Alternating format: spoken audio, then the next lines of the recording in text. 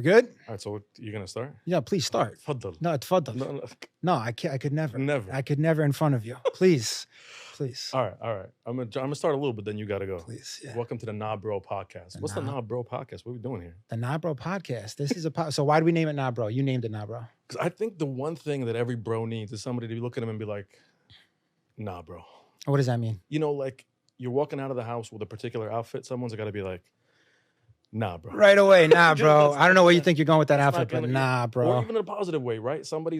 Sometimes you have a negative idea about yourself, like, oh, I'm the worst. Someone's got to be like, nah, bro. Nah.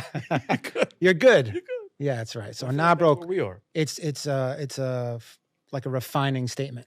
I think so. I think it's sophisticated more than it sounds. It Okay. sounds simple, but there's more to it. But there's more to it. Because I think our relationship is like that. Like we encourage each other, call each other out. And that's what we're going to do here. We're going to encourage you, call you out a little. So Actually, speaking of that, who are we? Who are you?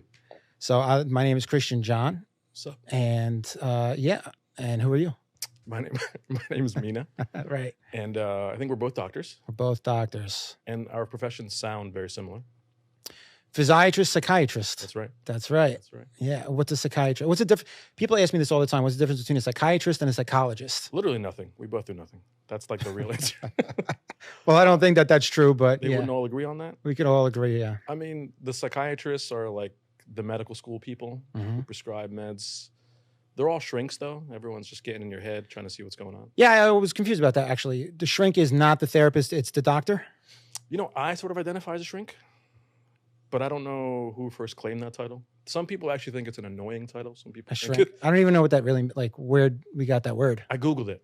Oh, you did? So it's legit, I think, for Wikipedia. I think it has some origin of like, we used to do these procedures of like shrinking a part of the brain, right? When you look at lobotomies and stuff. Oh. So the shrink is trying to shrink the part of you in your head that's making you all messed up. Oh, that's cool. You heard it here first, podcast people. That's right. You guys used to do procedures. That's interesting. Because psych is not really procedural, like hands-on procedural now as much. Not as much. People trying to do this thing of like interventional psychiatry. We're like, relax. Is that a thing? So insecure about ourselves in psychiatry, man. What is it? What does interventional psychiatry do? You know, trying to do things like TMS or ECT, these procedures in psych that are beyond just meds or therapy. Yeah. Because those only go so far. So there's actually a couple of interesting things that work when we do them. But to give ourselves a label of interventional psychiatry, it's like our buddy John. It's like, you're a cardiologist, you do real interventional psychiatry, just relax. Yeah. What's physiatry, though? What's that all about? Physiatry is physical medicine and rehabilitation. You've heard of internal medicine? I have. Internal medicine is doctor of the internal organs, right? The heart, the lungs, all that stuff. Where that goes? Internal medicine, right? So physiatry is rehabilitation medicine. That's what that is. It's medicine, but it's functional medicine. Now, it's not what the internet has something called like functional medicine. That's not DO or MD degree. Those are limited degree. They have a different meaning, these functional doctors. So they're a lot more holistic. They have diagnoses that I think regular MD and DO doctors don't really diagnose, you know.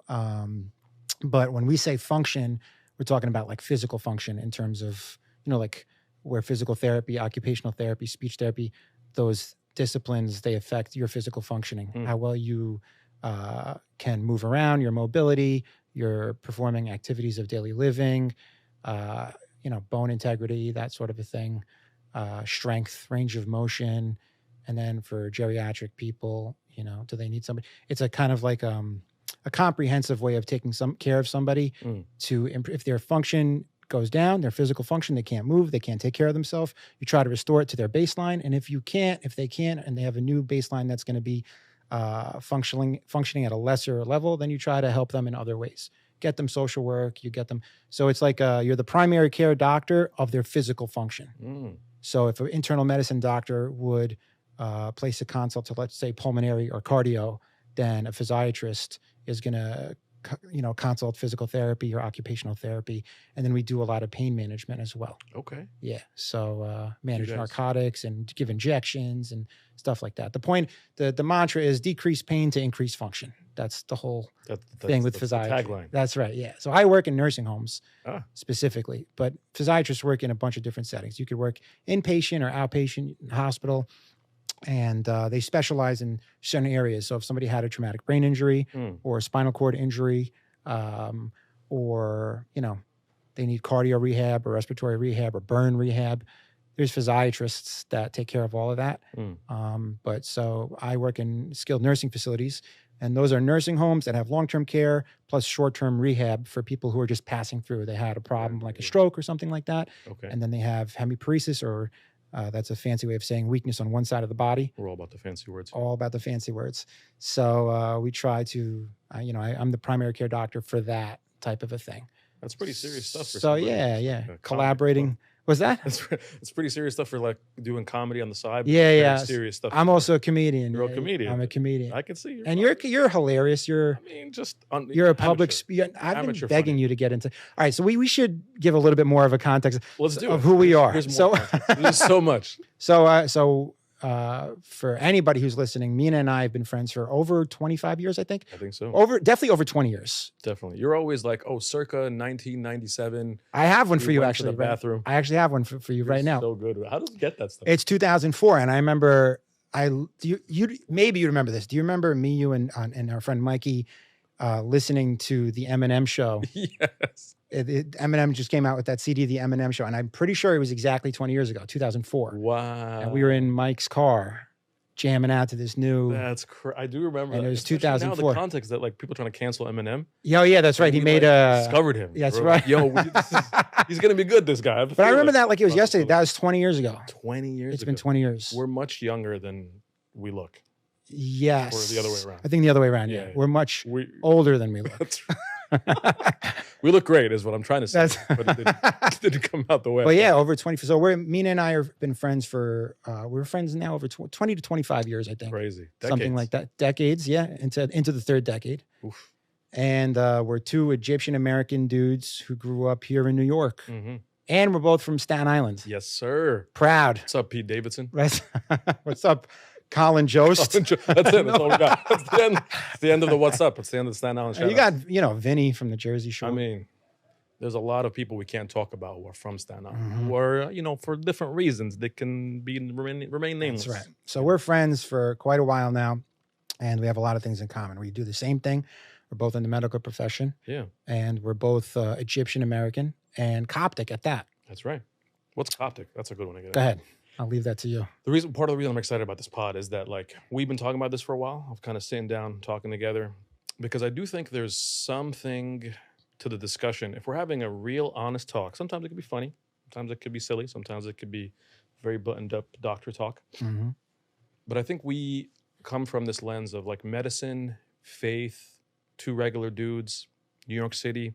It took us a long time to get into the studio today for many reasons, because it's New York City, right? We were 3 hours in the car. Yeah, we're in Canal Street. It's kind of crazy out there. Kind of nuts, right? And this background that we have of being Coptic Christians, Coptic being a term coming from Egyptos, or an Egyptian Christian, really from Egypt. So we're this minority group in Egypt. We're this ancient church that the first one in Africa. I saw a podcast clip that was like, oh, how Christianity is so European. It's like, bro, nah, bro. Nah, bro. Nah, bro. Jesus was in Africa before he went to Europe. People say that Christianity is very European. Yeah, man. Is that because of the Roman Catholic Church? Because of the Roman Catholic Church, and because, historically, when you think about Malcolm X and Martin Luther King, what was fed to Malcolm X was Jesus is white. Christianity is the white man's religion, right? And that was taught. It's well, you can't embrace that because it's not for you. And ironically, right, Jesus was not white. He was Middle Eastern. He was born in a little place called Nazareth, right, in Palestine. Yeah. He was a Palestinian Jew.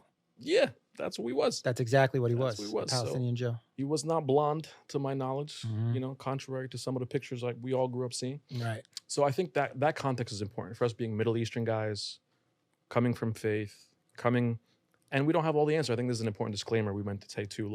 We don't represent. We represent ourselves. I'm just Mena. You're just Christian. We're not speaking for our hospitals, for our churches. So don't at me, okay? Don't get it. Don't come at us for nothing. Right. Exactly. We say dumb things. These are regular dudes. Are our opinions. That's right. Strictly our own points of view. That's right. Yeah. POV all day. That's right. So I think one of the things we wanted to get into today, though, with this whole thing of who we are, where we're coming from, is one of the things I see a lot in patients as a shrink. Actually, I was just seeing a kid today in his 20s who just had a bad breakup, and he just said, bro, I'm lost. I don't know who I am anymore. I dated this girl for 10 years. I'm not dating her anymore. She broke up with me, broke my heart. Very sad. Who am I? So I'm like, you come to me so I can tell you who you are. I just met you. I don't know. Yeah. So it just made me think, like, I think for us, when we're thinking about identity, who am I? That's part of the reason we're even here doing this pod. What comes to your mind when you're exploring this topic for yourself? Are you asking me? I'm asking. Okay. You want to just answer my own questions? No, because you said it in a very like prolific, poetic. I can't help my. This is like rhetorical way, so it's like that's for everybody else to think about. Yeah, what you tell us, the audience. That's right. This is a live show. That's right. Our studio audience is here. The identity thing is so interesting because that human beings, like, we're in this journey, and you're always different from who you were like a minute ago. Yes. And so now we're headed to our 40s. We're both also the same age, right? We are. 39. Wow. Yeah. And the 20s were such a dynamic age. Every year I was different from the year before in my 20s. And then the 30s, I feel like for me at least, I got more of a sense of who I am and what. Got married. Give a shout out to your wife. Maybe. That's right. She's here. Everybody knows Irene, who knows me. So yeah, I'm very lucky. But identity, that was something that I kind of spent a lot of time trying to figure out myself. So I get it if this kid doesn't. And it's interesting, the correlation with the breakup. Yes. That's interesting. Very interesting. That's how I felt too, because when you think about all the things that you sort of hang your hat on, you hang on your hat on who you are. Yeah. For a lot of us, maybe my identity is my relationship, right? So I'm sort of defined by, not that he thought like, oh, I'm this girl's boyfriend necessarily, but like it was a big part of how he saw himself. Like, oh, we live together. This is yeah. You could see that also bleeding into, so identity and self-worth. Yes. Are definitely, I feel like they can't be separated almost. Yes. They're not the same, but one draws from the other. I think self-worth, much of it draws from identity. I don't know if you'd agree with that. I would agree with and that. So many people value themselves by what they have in life. Yes. And that can include a relationship. It could be a trophy, spouse or significant other. And so maybe that's what he had. And then when that split, he might not value himself the same way, which calls into question how are these good ways of valuing ourselves to begin with? Yeah, because in his case, and also I could see it in myself, right? On the one hand, you do want to value good things that you have, whether it's a relation or a career. How many people for us in our careers in medicine, like, even the way you'd introduce yourself, I am so-and-so, Dr. So-and-so. Like, this is me. I am, maybe even unlike other professions where your name changes, like your title changes. Well, if you become an attorney, for example, you're still Mena, whoever, right? But if you're a doctor, it's like, yeah, people address you with a different title. There's a different, and I remember God doing this thing that I was reflecting on today when I was in med school, when he was like, all right, what if you weren't a doctor? Like, what would your value be then? Wait, who was asking this? I think God was asking me. Oh, Not God. like audibly. Don't try to. Yeah. Guy's going to try to commit me. Right. But I felt like God was saying that, and I was like, I don't know, man. Yeah. If I'm not a doctor, I don't know. And it would impact my relationship status. It would impact my ability. And I think it was the same for this guy. That's the reason. That's the parallel of this long-winded sidebar, is that for guys, I think part of identity and part of career and relationship tying in is, well, if I'm not a guy who can provide, if I'm not a guy who's successful, then I'm not worth much. You know what I'm saying? Versus, I don't know what it is for women. We can ask a female guest one day if they ever come. But I think for us, a lot of it is this provision, career, success part. Yeah, I agree. I think that's part of being a human being too. Irene and I watch a lot of these period piece television shows. And back in the day, you had the nobility, the noble class, and then the peasant class. Yes. And that's what everything was about back then. Were you one of the nobles? Were you not? Yes. And then you have like the American thing, right? The American, I'm a hardworking American. I'm built Ford tough. Yes. That sort of a thing. That's the commercial. That's the commercial, yeah. But so, there's no easy answer to this, but I think where I'm sort of coming to is that my identity is, or I'll just say first, my self-worth. Even though I think as we said before. But hold on, before you answer, can I interrupt you? Please, yeah. Because it struck a chord with me when you were saying this whole nobility thing. and the nobility piece in the church, whether you're talking about the Coptic church or other church. Like I saw a great video that you have today that was joking around about like, oh, I'm looking for a guy who's Coptic, who's a doctor, right? Who's a deacon. Because that's nobility in the church. That's nobility. Nobility is that, oh, this is doctor. Yeah, this is deacon. That's right. Yeah. You know what I'm saying? You did good with that video. That was great. I really killed that. She killed it. Because that's what what does it mean to, and I remember there's this verse, right, where St. James talks about like the partiality of like the rich guy. Don't just say, oh, this guy come in the front and we welcome you. And the poor guy, put that guy in the back because like he can't put nothing in the offering box. You know what I mean? What do you think about how and this is not, I think, unique to the Coptic church. This probably goes to all churches, despite there being a teaching ultimately of, hey, the Eucharist is like this great equalizer. Like we're all coming to the table the same way. But do you think sometimes in the church we have a little bit of a caste system? Absolutely. I mean, again, I'm not speaking for any other Coptic people or any other people besides you and I, even myself. Coming for us hard. Yeah. But yeah, I do think so. I mean, I think something about our specific church, and I'm not saying the entire church, at least our specific church, the Coptic church, is it's the line between what's culture and what's religion is not clear. It's not clear in a lot of ways, right? And so our culture is going to, like any other culture, we have things that we esteem higher than other things. So for example, the doctor thing, that happens to be esteemed as a higher, type of thing. When today it's not even from a financial perspective, going to med school is unwise. Yes. Because if you're going to take out a massive amount of loans with a crazy interest rate, you got to get some crazy, hard to get specialty so that your depreciation rate is, it's just not worth it. It's from a monetary. I'm not saying from a personal satisfaction. You know who summarized this well? Cardi B. Yeah, from the sayings of the great, the orator that is Cardi B. She was like, "Yo, we trying to tell people that they gotta pay to go to school. That's not motivating. You want these guys to be doctors? You out here trying to pay? Oh yeah, I saw that recently. You saw that? Yeah, it's a good clip. I was like, yeah, that's right. I paid a lot to go to school. Paid a lot so I could just you and I and will continue to pay for the rest of my life, for the rest of eternity. Yeah, my grandkids are gonna be paying this damn loan. Right. Actually, that's one thing. Man, we're already all over the place. But that's one thing that I would love for young people who want to go to med school. And as we know, our culture, everybody gets a pressure at one point or another to, I got to go become a doctor because my parents told me so. Yeah. Is to just hold your horses with relax. Yeah. Go see what it's really about, first of all.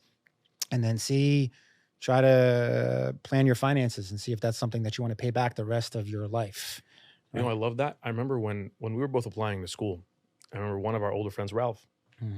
I thought of him. Remember? He thought for this. He'd be a good guest. Yeah, we got to have him on here. He would just get us canceled though, but worth it. Worth it. Worth it, yeah.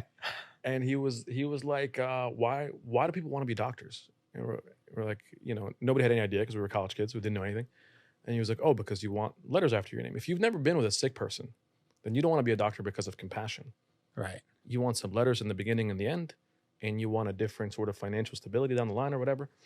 But don't tell me you want to be a doctor unless you could tell me how much time you spent with a sick person. Right. And I remember as a college kid being like, you got to spend time with sick people? Yeah. What does it have to do with sick people? That's like, what's the... No idea that this had anything to do with... Cut the check, bro. It's like, nah, bro. Cut the check. Right. That's right. Yeah. Or you want to please your parents. Yeah, that's big. That's a big one, right? That's a big one. Because that's where you're driving your self-worth from. Yeah. Mom and daddy can say like... Right. I accept you. Look at my son, the doctor. Look at my daughter, the doctor, whatever. Which is maybe an immigrant dream kind of vibe. Look at my son, the doctor. Look at my daughter who married the doctor. Right? To be a little bit more coming off the bat. Right. That's what. But I don't make the rules. He doesn't make the rules. He just reports them. This is what sadly exists. Yeah. Right. Yeah. I mean, there's the whole thing of are you maybe not as much today, but definitely when we were younger. Yeah. Yeah. Because I mean, there definitely isn't the other way around. Like, my son who married a doctor. My son. Well, right, yeah, you know what I mean? But at least like girls are becoming doctors. Yeah, or they have become. There's so many who are. Right. Wow, this is the last episode. We really hope you enjoyed this brief ass podcast. It's been great 6 minutes of podcasting. Wait, but we haven't really answered anything. So answers. What were you saying? The identity thing? Identity. Sorry, I cut you off about where you've arrived to about this. Did we finish what you were saying though? Yeah, my segue was just about the caste system in the church, and I think that was Oh, more, yes. not so much to answer that, but honestly to call it out. That's No, a but nah, so bro moment. that's right. And that's a great point though, because on our way to trying to discover something that's like we're already having trouble figuring out, Yeah. you have all these confounding variables. Yes. I'm trying to, here I am. I don't know what I'm doing or who I am. We're born into this like Yes. crazy, we don't know any. And then right from the get, before we even have a foundation to work off of, we have a bunch of like things from television or magazines or media giving us false information about Yes. who we are, what we should aspire to become. Yes. But a big one is like that people derive their self-worth from and their identity from is how much money they make. That's the today's thing. Really, like, oh, you're a doctor, that's cool, or you're this, that's cool, you're a musician, or you're a celebrity, awesome. But I think for like the regular person who is not, preoccupied with their parents want them to do this, profession, or they have crazy dreams of going to the NBA or something like that.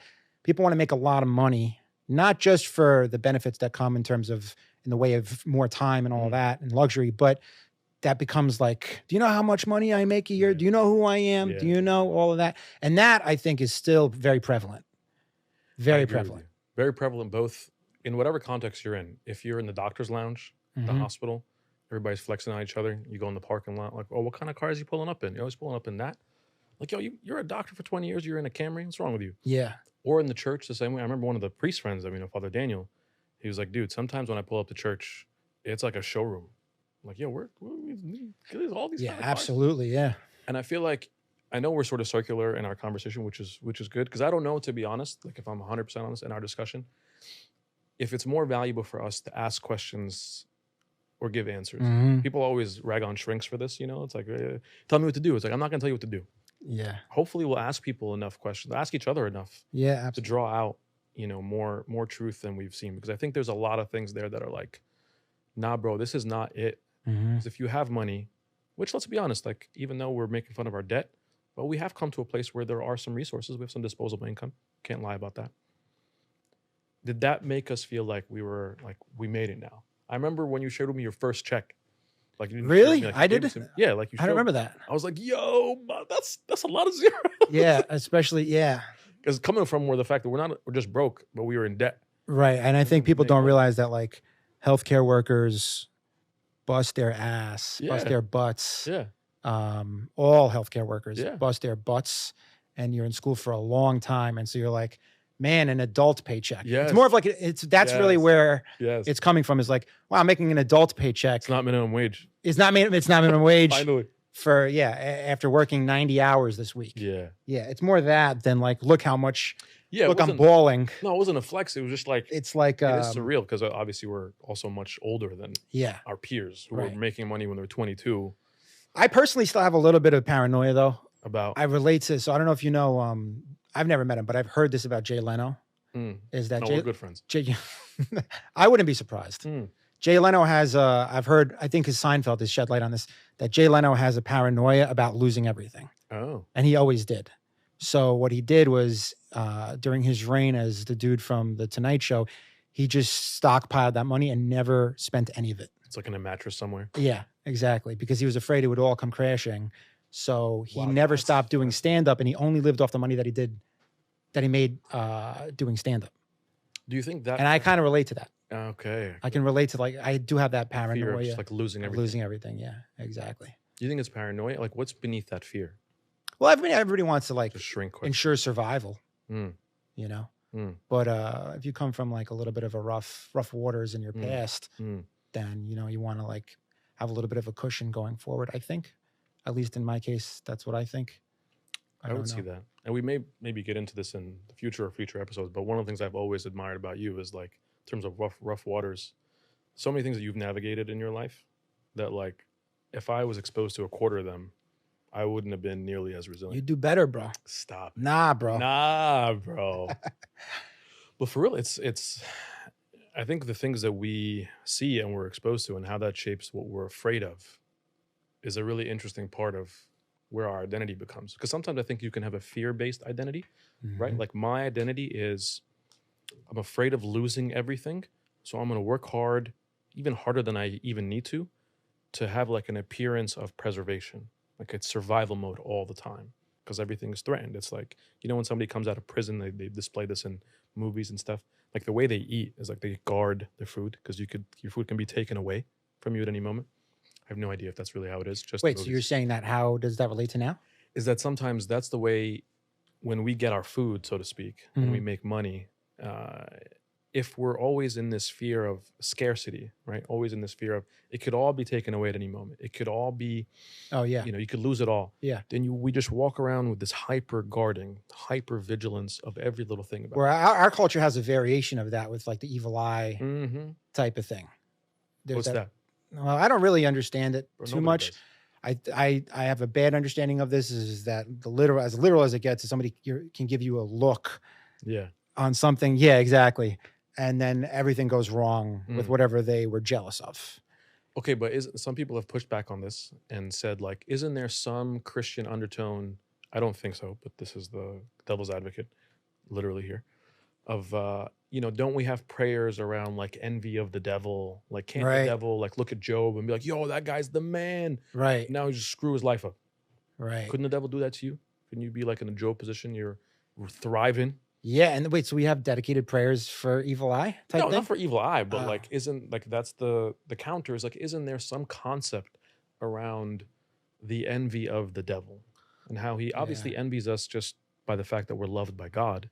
Yeah, I think that's a great question. I don't know the answer to any of this. This is all very interesting. We don't know anything.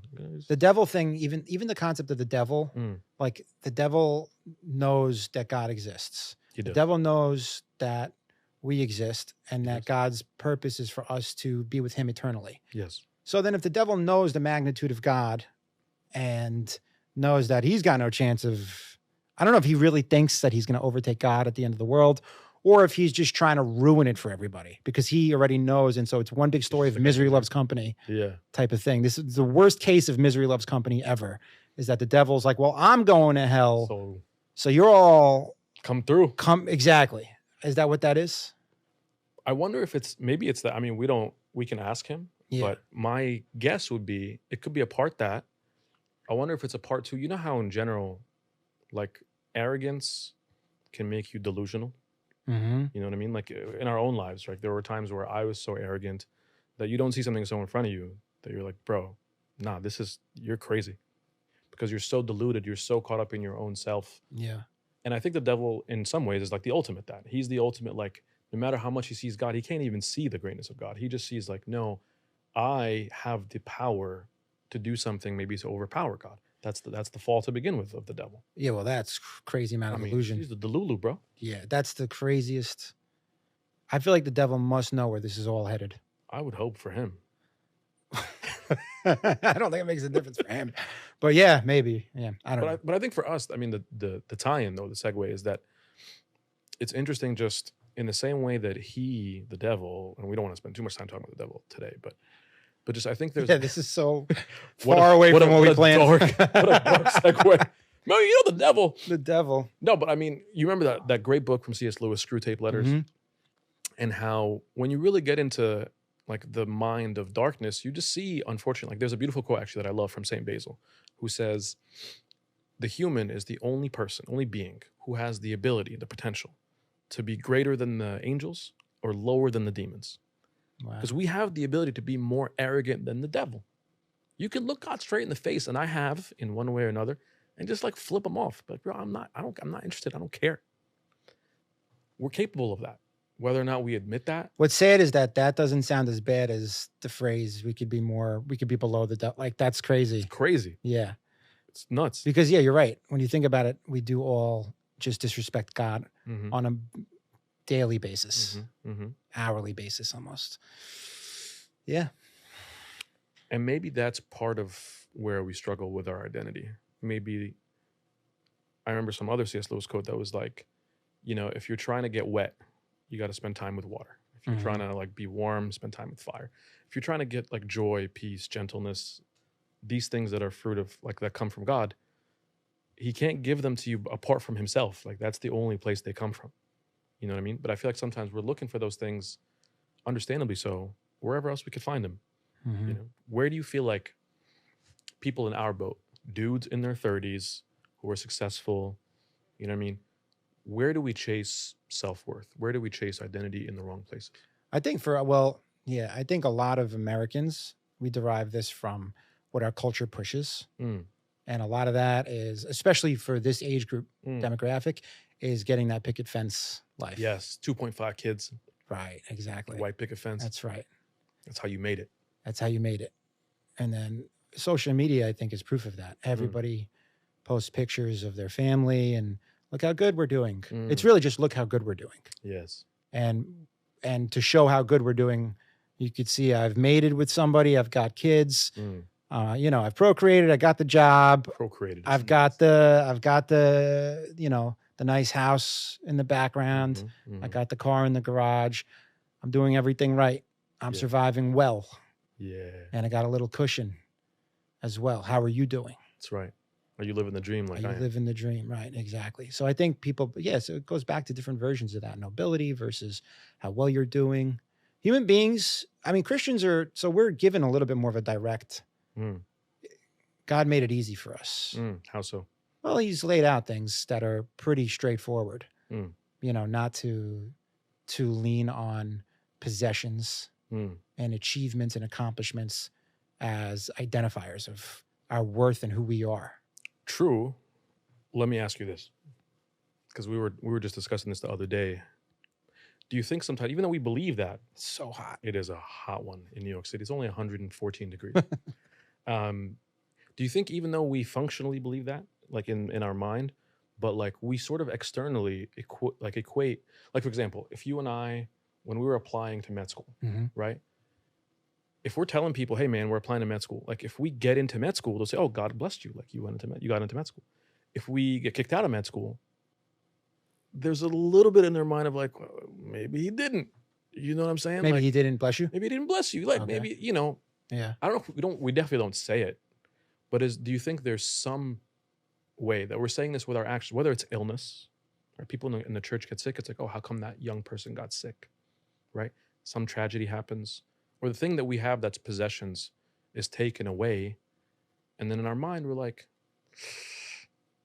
where was God in that? You know what I'm saying? Like, do you feel like we fall into that? Yeah. It's natural to fall into that. If you believe that good things come from a source and then those things if you don't feel like you earned them or they weren't given to you by random circumstance, but they were provided to you by a provider and then they're taken away, it's going to be natural to think like just like with Job. Yes. Some of his friends told him, you pissed off God. That's right. This is all your fault. This is all your fault. But that wasn't the case.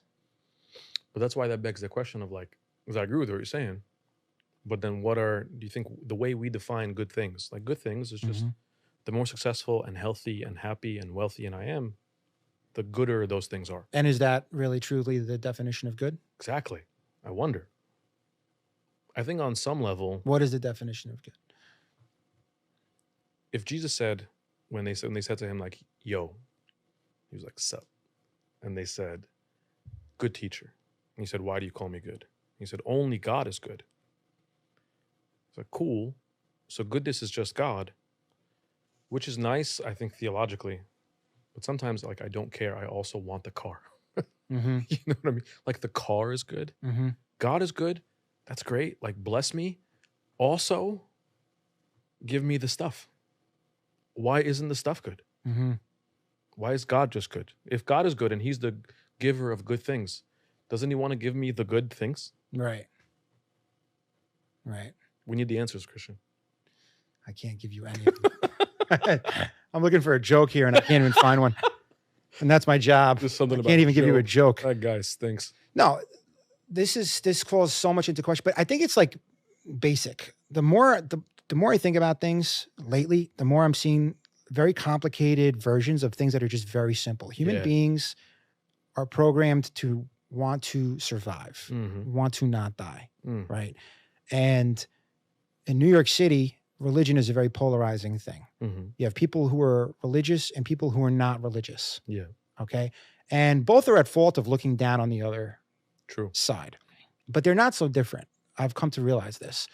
All this stuff of like wanting a lot, flexing on another person, being in monk mode, being a, rise and grind, all this type of thing. Both sides, the religious and the non-religious, from what I find, both just want to survive. The difference between them is the religious people, the non-religious people believe this is where life ends. So we need to do really well at surviving in this life. So I need something that's good, that's going to help me. Good would be defined as something that helps me survive here. Right. I need a good job so that I can ensure putting food on the table. I need people's respect so that I do well in my life. I need a mate with good features, in and out, internal, external features, because I subconsciously want that to go into my offspring, right? Because my offspring is going to be, that's my version of eternal life. That's the best shot I have at living forever. And everybody's so like obsessed with anti-aging, living forever, because we all just, it's all pointing to the same thing. We just want to not die. We want to be here as long as we possibly can. Where the religious say, okay, what's good is what's going to ensure my long-term survival, my eternal life, right? So some things that might be good here on this life might, inhibit or stymie my progress in the next life. And I'm looking for the long-term investment, that type of thing. So good, right? We know as Christians that the definition for us, what we say is good is what's pleasing to God. Or what's pleasing to God. And this is actually this is a question I don't know. I'd actually ask you this question. What do you think of this? Do you think at the core of Christianity or religion, it's still selfish? We believe we're called into existence. It wasn't random to love and to serve God. Yeah. Right. So, and God created us to love him and to feel fulfilled in loving him. Right. And that's really our purpose. Yeah. When we talk about identity, purpose. Yes. So, but even in doing that, why am I I just don't want God, because what's the alternative? If you don't live to that, you perish. Yeah. So am I still just trying to ensure my survival? Well, that's the part I would push back on, or I would knob bro at, or I would question. Because if at the end of the day, I don't remember which smart guy said this, right? If we're just interested, remember, actually, we could even put this biblically. There was this passage where Moses was like talking to God, and God is like, bro, I'll go to this thing, I'll go to the promised, you can go to the promised land. And Moses was like, if you're not going, I don't want to go. Which is very different from what we're saying now of like, that the goal, like, or there was another saying, I was just reading this story where it was this made up little dialogue with him and God of just saying, what if you were to go to heaven and Jesus is not there? He says, I don't want to go. You know what I'm saying? Like, it's not that But why though? What's beyond that? I think what's really in that, when Jesus says in John 17, that to know him is eternal life. Like, for me to be a full human, for me to be my full self. And we sometimes even talk about this in therapy, that like therapy, real good therapy, is introducing you to yourself. Because you don't even know who the hell you are most of the time. We out here just like stumbling. Yeah. My real self, where St. Paul says in Colossians, like, your life is hidden with Christ in God. That's just you, bro. It's not you to survive, to flourish, to live your best life now. It's to be a real human being. And apart from that, you're not even really a human. You're doing something that feels humanesque. Sometimes you're doing, I'll be honest, I'll say for me, sometimes, as the kids say, when you're like in your highest self, right? You're living your values in the sense that like, I'm being Mena. And sometimes you just live like an animal. You just live for like what you eat and what you poop. And like, I'm the same as my sister's dogs. You know what I mean? Like, my day is not that much different, whether or not I have a soul in those days. So I think there's a very different framework from survival to what you were saying, which is like the seeking of the eternal, and the seeking of like my true self. And it's heartbreaking, honestly, I think, for you and I, how often we've lived not knowing our true selves. So can you expand a little bit on what you mean by knowing your true self? Let's maybe put it this way. Do you think there are many, again, you mentioned the great Slim, Slim Shady? Slim Shady, right? Will the real Slim Shady stand up kind of thing, right? Are there sort of a lot of phony identities of Christian, Mm-hmm. right?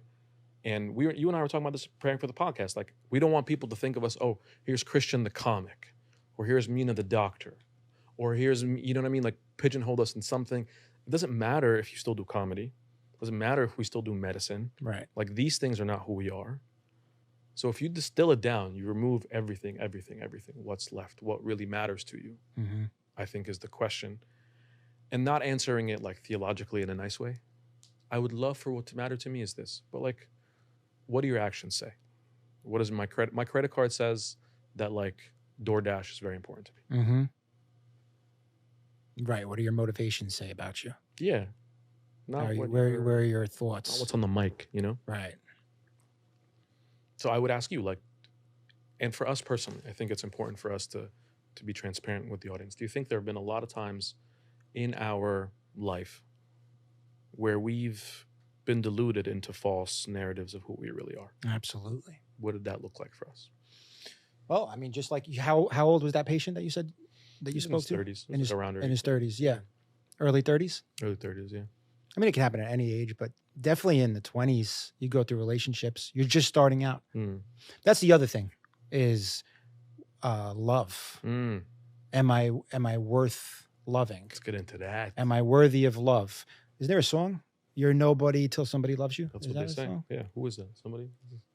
You're nobody till somebody loves you. This is going to be the next. You can actually sing, so you could break it down. Nah, we got that. He said nah, bro. So I mean, that's for me definitely, but that's one that makes sense. This person loved me, which meant I was worthy of spending time with, calling, really focusing on. And then they left me. That must mean that I fell, I'm not the same as I was, or they saw who I really am. Yes. Which means, I was not at peace with who I am from the beginning.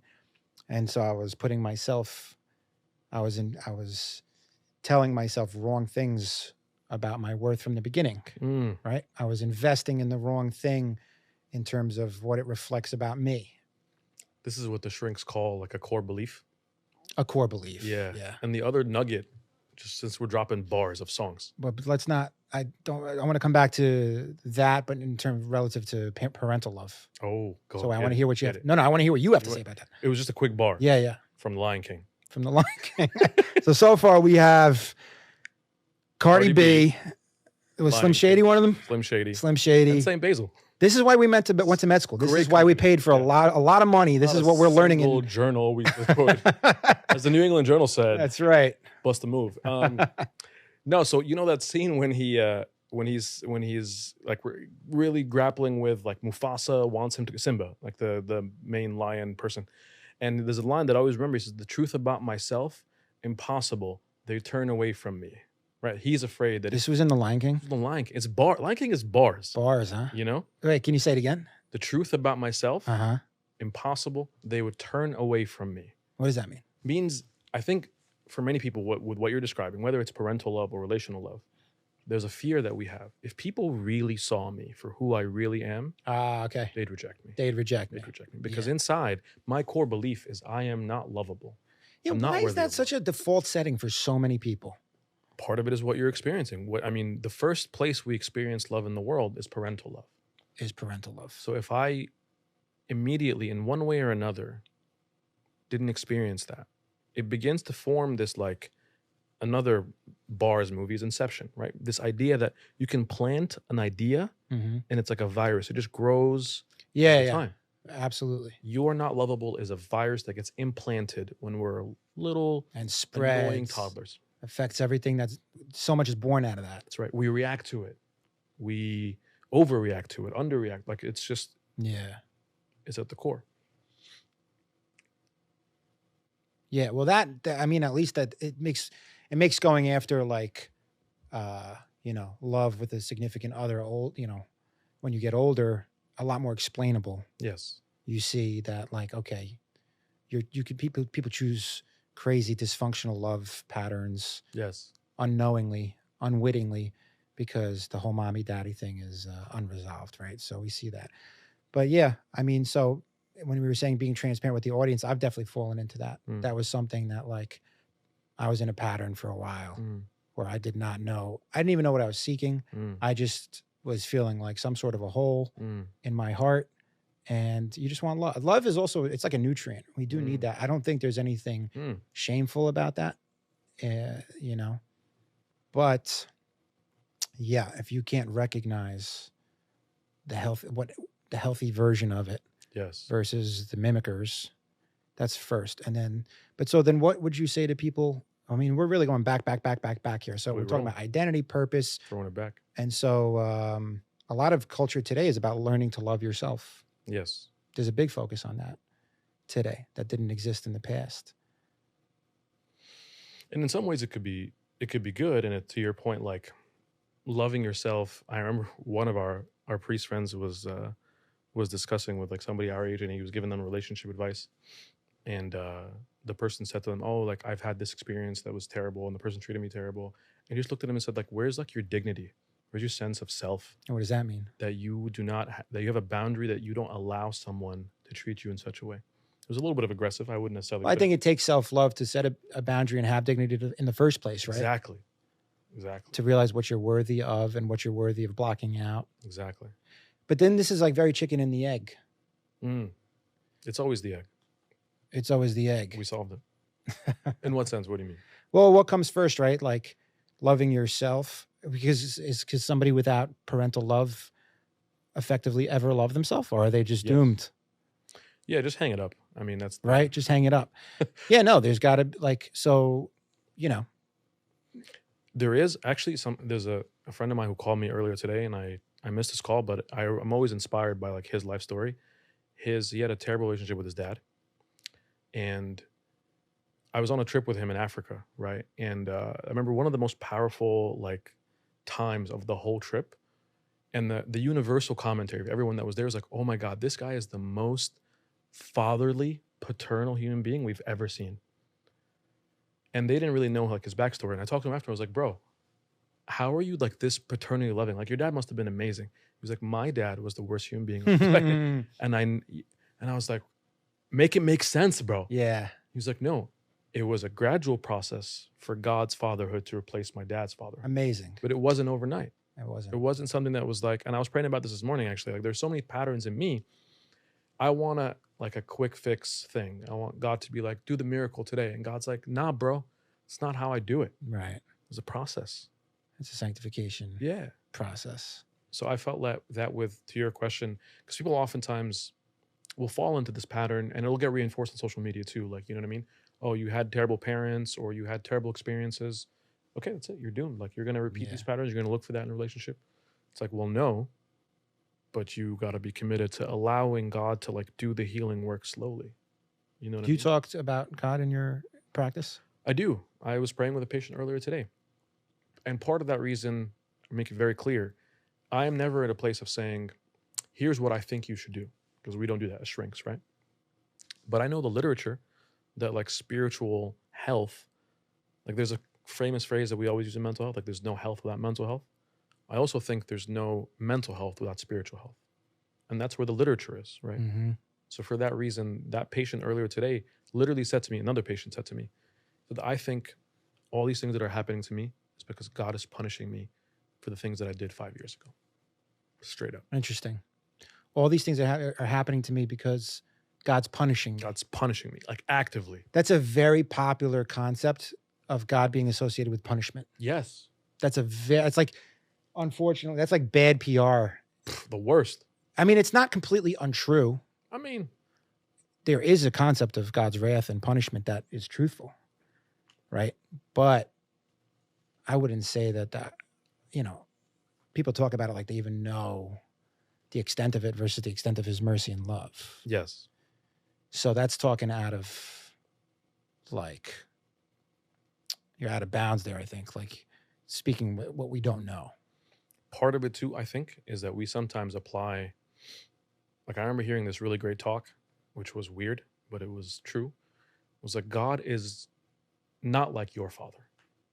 He's a father, but he's not like your father. Yeah, yeah. No disrespect.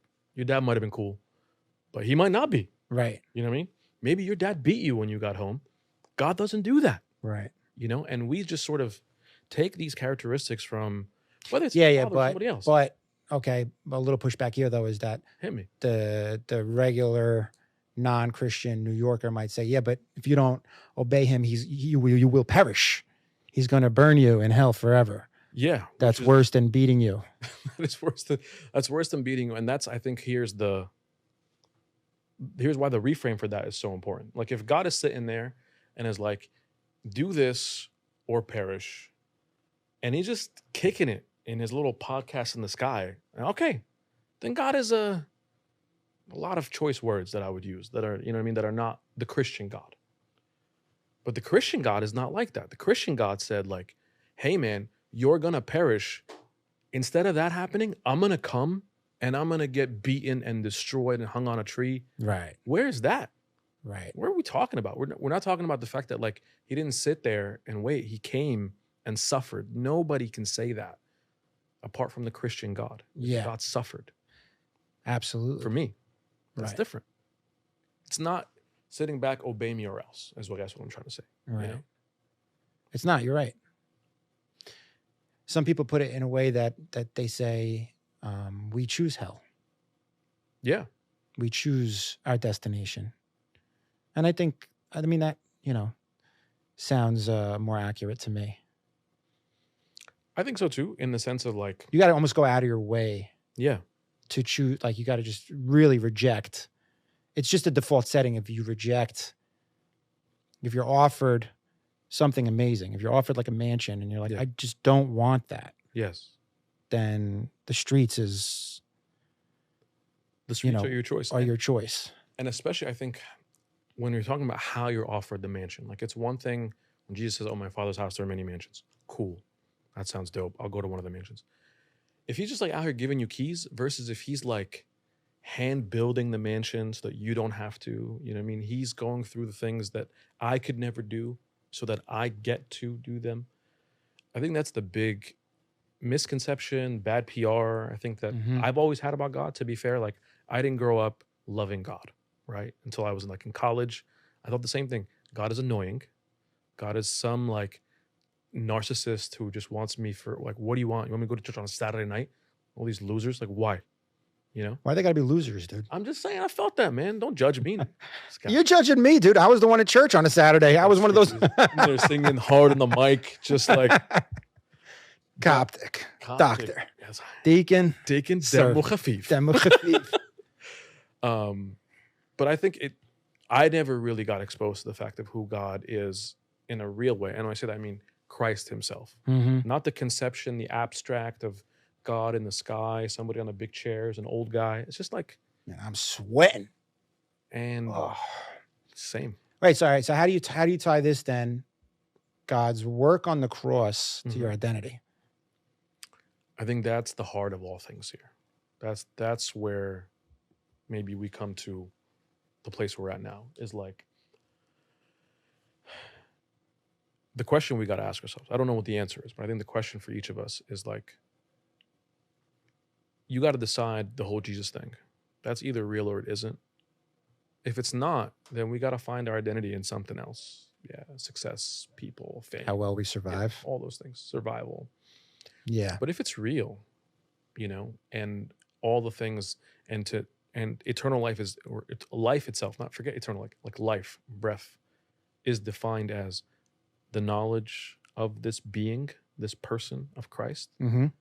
Then that's at the center. And then I got to figure out my answer. Do you think that there is a healthy alternative to Christianity, or identifying yourself in God's love for you for non-believers? Do you think there's a healthy alternative for an agnostic person in terms of having what is the healthy way to identify yourself as an agnostic person? Is there one? I mean, morally, virtue. Virtue. It's beautiful. Yeah, that's right. You know, you get. So wait, yeah. Can you just explain that out, right? Yeah, you get the philosophers, and you get the, you know what I mean? Everyone can. I used to have this ethics professor in college that I loved. His name's Dr. Kelly. He talked about things like the pursuit of love and joy and forgiveness and happiness. All of these things, what the Christian literature would call like seeds of truth, spermatical and logos, like little seeds of truth.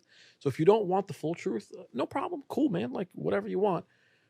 But I think there's health. I mean, at least the healthcare literature would agree to this. Actually, the American Psychiatric Association 2 days ago had a whole campaign about Forgiveness Day.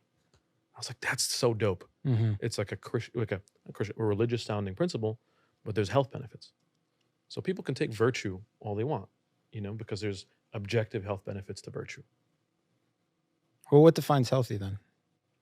I mean, for us as doctors, there's no, just like regular. Okay, the reason I ask this is because it's like you can make a case that take God out of it. Yeah. Just two regular people. Okay, one proudly identifies themselves in being strong and being a survivor and being a champion, and the other identifies themselves in being loving. But then the first person can look at that person like they're weak. Is there an objective measure of what's better and healthier in life, would you say? I mean, in my opinion, or you would push just the good virtue. You'd push the. Well, this is the upside down, because right, for us as a veteran deacon yourself, like this hymn about Jesus, right, where he says, "Who by weakness showed what is greater than strength." Christian virtue is a little bit upside down in the sense of like, no, you'll be the person walking the extra mile, or you'll be the person who gets slapped on both, turns the other all cheek. that stuff. So, right. So there, in terms of like objectively good, well, it's going to cost you a lot in this life. It's going to cost you resources because you're going to give up your resources. It's going to cost you your own whatever. Our society praises celebrities, people who have a lot, people who can flex way more than we celebrate the fallen soldier. Yes. Somebody who died for what they thought was a noble cause. It's so true. But ironically, there's like, I was at a Justin Timberlake concert the other day, and there were all these songs that he has about like eternal things and sanctifying things, not spiritually like really minded. I say that to say, like we were saying earlier, I think everyone's grasping for it. Because think about like when Mother Teresa comes to America when she was around. Why did people flock to her? Like, why do people care? People who weren't Christian or Catholic or whatever, but there's something like, yo, that lady's crazy, but I love it. Right. Something about holy people draws us in, even if we hate everything about God. It's kind of nuts. That is nuts. You know what I mean? Why do you think that is? I think because at the very heart of us, we can't escape the fact that Christ has like, he's there and his presence is like undeniable, even if we try to deny him. There's something deep inside that's, like if you're walking around with like a really strong magnet or something and you just come across metal, like you're kind of walking that direction. You don't know why. I agree with you, man. I mean, because whether you're a fan or not of Jesus, you cannot deny his popularity. Facts. He's a draw. He's a draw. You could fill the audience, that guy. He could, he'll pack Madison Square Garden like a million times over. Sell it out. So there's something to be said about that. I mean, there was a time when the Beatles said they're more popular than Jesus. Mm-hmm. And right now, people don't know who Paul McCartney is. No disrespect, Paul McCartney. I'm a big fan of the Beatles. It's a good thing. Oh, no, that's U2. I was going to say it's a good thing Ralph is not here. Yo, don't talk about U2 right now. It's my boys. All right. So you have virtuousness for the non-religious. How much time do we have? 5? Oh, okay. Okay, awesome. Cool. Yeah, Perfect. thank you. Bro. All right, so for the non-Christian, you have virtuousness. Yeah. I think that's a good place, right? I think that's a good place to. I think so. To measure. I feel like human beings need a measure. We do. We need to measure ourselves. We make one up. That's why ethics and philosophy exists. That's why, right? Because we've been looking for something. Yeah. So virtuousness, morality. Yeah. Right. And then for the Christian. For the Christian, here's another bar that I love that always hits me. Is that Christ did not come to make bad people good. He came to make dead people alive. Yeah. We're not out here. I mean, virtue is good, but it's for us like it's secondary. It is a It's the fruit of the spirit, so to speak. But we're not really chasing virtue in and of itself, because we're chasing a person. Not chasing, but like we're, And one of my favorite things about Christianity is how liberating it is to have pressure to measure yourself at all. I mean, yeah, we're called to do good deeds, but nothing's hinging on that in terms of like my self-worth is not going to be based on how good of a Christian I am. Yes. That's not at all. You're the best Christian because you're Christian. Because Dad. That's a nah, bro. That's a nah, bro. All day. But so that's my favorite part is like my self-worth doesn't have to be rooted in having a wife and kids and a car and a job and all of that stuff. I'm free of any of that. Yes. At this point. Yes. Which is great. Anything good that comes my way is bonus anyway. But, and I'm not going to say I don't want good things in my life. Sure. But I don't have to value myself based on what anybody thinks of me. Yes. At all. And what possessions I have or what I'm achieving. Because there's plenty of people that are hardworking, good people that nobody knows, nobody respects, maybe few people love, and no matter what they do, they just can't catch a break. Right. They're not worth any less, and their identity is not any less important than the person who has it all.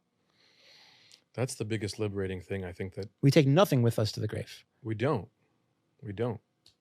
And I think the earlier we recognize that, and the more I think we really live that out. Because I think saying that is one thing, to like really believe it day to day. Because even when I believe that, there's still days where I'm like, but at work, I'd like to get promoted. I'd like to be the head of this thing. And medicine is all this little merit badges all over the place. Same as comedy. You can get into this place, or you can do that place. You can make it's just like, it's this constant day by day being like, I've arrived.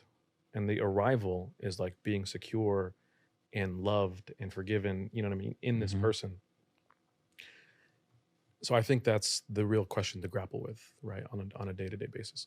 Maybe if you want, do you want to segue for the last couple of minutes with some things about what you're mad at? Or mad at? Not mad at, but I know we talked a lot about different industries in medicine, in comedy, in, all these other things. Well, one thing, I mean, I think I mentioned this to you earlier, is just that I miss people being able to proudly say what they are, no matter what it is. I'm a New Yorker since I'm born, and I don't look down on a Democrat or a Republican or that. Like, I'm a comic, so I like jokes about everything. Everything's fair game. Yeah. As long as it's not coming from a place of the person making the joke thinks that they're actually better than the person they're ragging on. Right. So there's been admittedly a point where I was like, oh man, like being a Christian is very unpopular in this city. And so I wouldn't say I'm like mad at it, but I do miss the time and look forward to kind of renewing a position of being proud to be a Christian in my city, in New York City. How about you? I love that. When I was really thinking about the mental health space, and there's a part of me that wants to be all like up in arms about like faith and mental health. And I gotta just say, man, I've been shocked in a good way at how much faith has actually been embraced. Like there's a big researcher in Colombia who's looking into like faith and mental health. There's a big researcher from Mount Sinai.